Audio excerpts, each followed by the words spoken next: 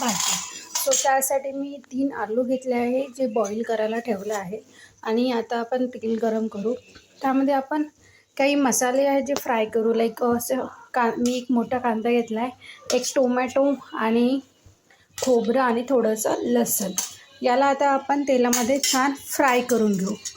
आणि मी तुम्हाला सांगते, थोडं खरपूस होणार तेवढं तुम्हाला त्याला फ्राय करून घ्यायचं आहे.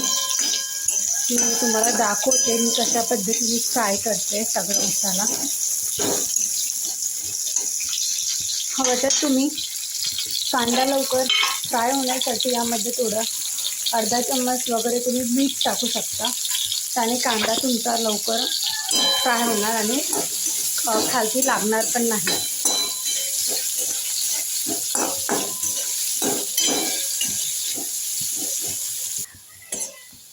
तुम्ही बघू शकता कधी आपला कांदा छान फ्राय झाला.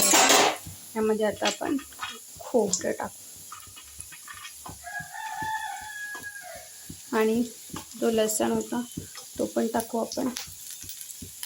मला फ्राय करू आणि लास्टमध्ये टोमॅटो टाकू. आता खोबरं आणि लसूण हे चांगले ब्राऊन होऊ द्यायचं आपल्याला.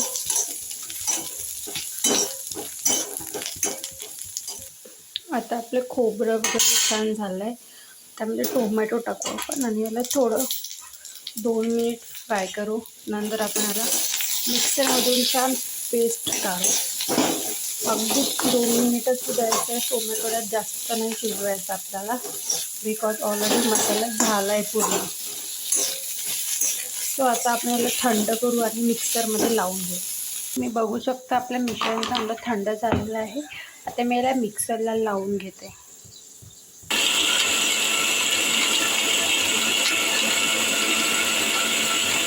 तुम्ही आता बघू शकता इथे आपला मसाला छान पेस्ट करून झालेला आहे. सो आता मी तुम्हाला भाजी कशी याची फोडणी द्यायची ते मी सांगते.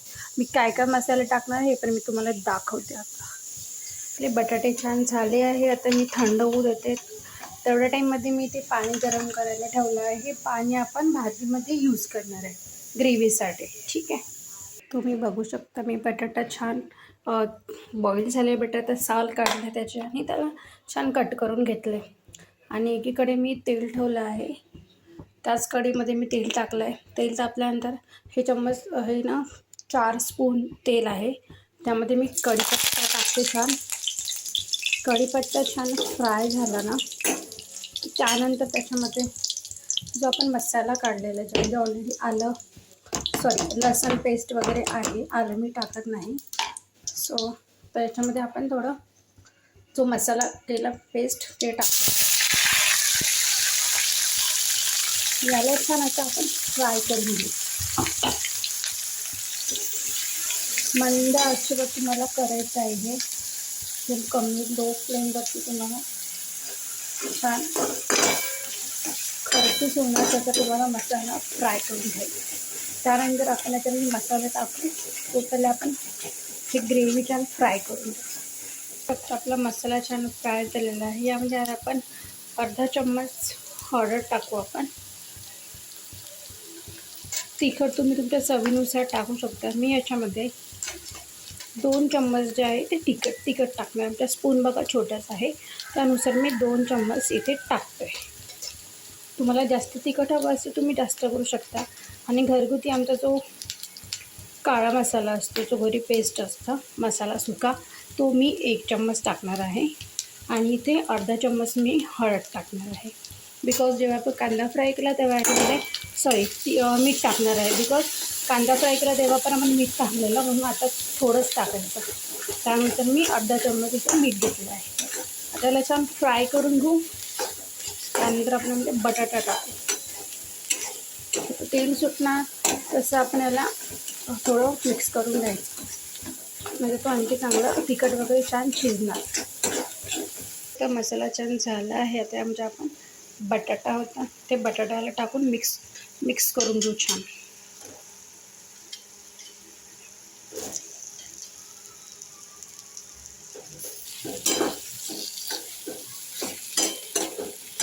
छान मिक्स 2 मिनिट राहू देऊ आपल्याला. त्यानंतर जे आपण गरम पाणी केलं ते आपण याच्यामध्ये टाकू. तुम्ही बघू शकता इथे मी ते पाणी टाकलं याच्यामध्ये. आता आपल्याला जरा मिक्स करून आणि चवीनुसार जर तुम्हाला आपण टाकलं ते मीठ कमी वाटत असेल तुम्ही परत मीठ टाकू शकता टेस्ट करून. आणि आता आपल्याला ज्या कमी फ्लेमवरती कमीत कमी तुम्हाला 10 मिनिट एकदम मंद आचेवरती याला शिजू द्यायचं, म्हणजे ते एकजीव होणार छान आणि ग्रेव्ही पण छान घट्ट होणार. पाणी आता मी आम्हाला जशी ग्रेव्ही हवी त्यानुसार मी टाकलं आहे. तुम्हाला आणखी थोडी जास्त घट्ट किंवा आणखी जास्त पाणी हवं असेल, थोडी पातळ ग्रेव्ही हवं असेल त्यानुसार तुम्ही इथे पाणी टाकू शकता. आणि पाणी हे गरम केलेलंच टाका तुम्ही, कारण की त्याने टेस्ट चांगली येतं. थंड पाणी तुम्ही टाकू नका याच्यामध्ये. कुठे ना कुठे तुम्ही थंड पाणी जर टाकलं तर ती टेस्ट नाही ना जी गरम पाणी टाकल्याने येतं. तर आता आपण याला छान झाकण ठेवू आणि 10-15 मिनिट कमी आचेवरती आपण याला शिजू देऊ छान. आता तुम्ही बघू शकता छान मी झाकण ठेवलं होतं यावरती. छान आता भाजी बॉईल होत आहे आणि ग्रेव्ही पण छान थोडी अशी थिक झालेली आहे. ठीक आहे. आणि बटाटा पण छान बॉईल करून घेतलाच होता, पण यामध्ये पण छान आणखी नरम झालेला आहे. ठीक आहे. तर वरती तुम्ही कोथिंबीर टाकू शकता तुम्हाला हवी असेल तर, नाही तर तुम्ही अवॉइड केली तरी चालेल. सो आता आपली भाजी इथे रेडी झाली आहे. आता यासोबत आपल्याला जी खायला पुरी हवी आहे, मी तुम्हाला ती कशी बनवते आता त्यामध्ये मी काय टाकणार आहे, काय टाकल्याने पुरी छान फुलतं ते मी तुम्हाला सांगते. आता आपण भाजी झाली, आता आपण पुरी बनवूया आणि गॅस तुम्ही ते बंद करून ठेवू शकता. चपातीसाठी बनतं तसं आपल्याला मीठ टाकून थोडं तेल टाकून आटा बनवून घ्यायचा आहे. यामध्ये मी काहीही टाकलेलं नाही आहे. आणि छान याच्या पुऱ्या लाटून घ्यायच्या. सो मी अशा पुऱ्या लाटलेल्या आहे. आता मी याला फ्राय करते. आपल्या इथे तुम्ही बघू शकता तेल पण गरम झालं आहे आणि कमी फ्लेमवरती तुम्हाला फ्राय करायचं आहे. ठीक आहे. मी तुम्हाला दाखवते. हे बघा. सो तुम्ही अशा प्रकारे फ्राय करू शकता. आपली पुरी छान हे झाली आहे, छान वरती फ्लफी झाली आहे मस्त. वरती तुम्ही तेल वगैरे इथे टाकू शकता. अशा प्रकारे आपल्याला बाकी पुऱ्या आहे ते पण छान अशा फ्राय करून घ्यायच्या आहे. तर तुम्हाला जे मी स्टार्टिंगला बोलली की कशी पुरी फुलते हे तुम्हाला सांगते. तर काहीच नसतं, थोडा जाडसर मळायचं असतं पीठ, एकदम हे नाही करायचं असतं पातळ. आणि जी पुरी लागते ती पण थोडी जाडसर आपल्याला लाटायची असतं. त्याने कडक पण होणार नाही आणि अशी फुगतं वरती, अशी तुम्ही बघू शकता. तर तुम्ही दोन्ही पण पुऱ्या बघू शकता माझ्या छान या फुगल्या आहेत. अशाच प्रकारे आपण बाकी पण एकदम कमी फ्लेमवरती छान हे करून घेऊन. तेल जे आहे एकदम तापलेलं हवं, त्याचा फ्लेम हे नको व्हायला. थोडं तेल थोडं जरी थंड असेल किंवा एकदम हाय असेल तर जळणार, तर त्याच्यानुसारच तुम्हाला ते फ्राय करावं लागेल. तो अशा प्रकारे आपण बाकी पुरी पण इथे फ्राय करून घेऊ लाटून छान. आणि जी आपली भाजी आहे त्यासोबत आपण सर्व करू.